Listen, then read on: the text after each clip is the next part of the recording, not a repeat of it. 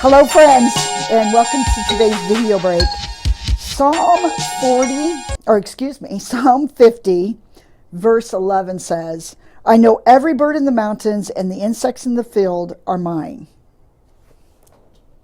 Okay, so that may, if you just read that verse, I would think, what?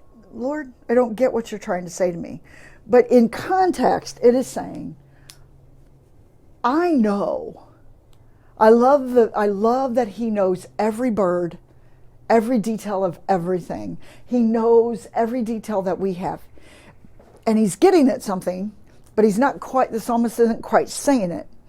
If he knows every animal, and there's so many animals out here, every bird, he knows us.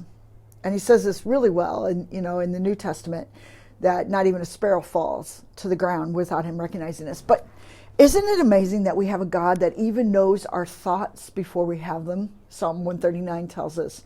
He knows the very hairs on our head, it says in the Gospels. He knows the details of life. He knows why we bring sacrifices to him. That's the context. He knows why people do what they do.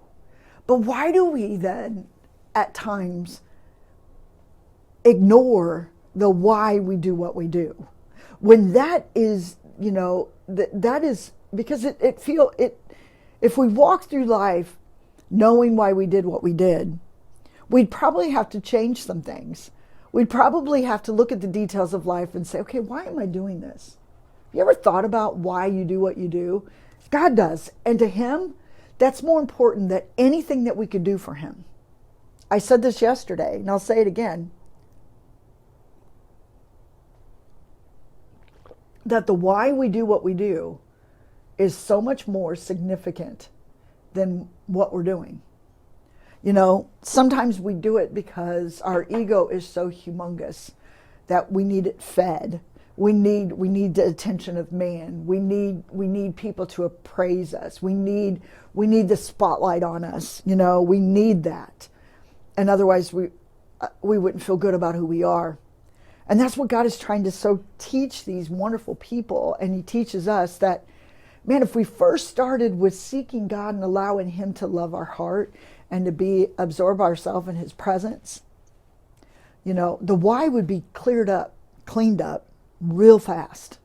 It would be brought to the surface, to a place where it's grace. The love of God sees the why, and we know there's conflict there, but we change because of his grace and love for us. And so, friends, don't be afraid to allow God in the detail of the why, because that's exactly the place that God desires to be. And this psalm just peels this apart, and he keeps talking about it, because someday we're going to stand before God, and we're going to know he knows everything. It's going to come face to face. But why don't we start today, allowing him in the detail, allowing him in the heart, allowing him in that place that nobody else can see. But if God can see everything that scurries around the ground, according to this passage, he can certainly see us. So have a great day. Don't live in fear of that, but just have a blessed day, knowing that God adores you.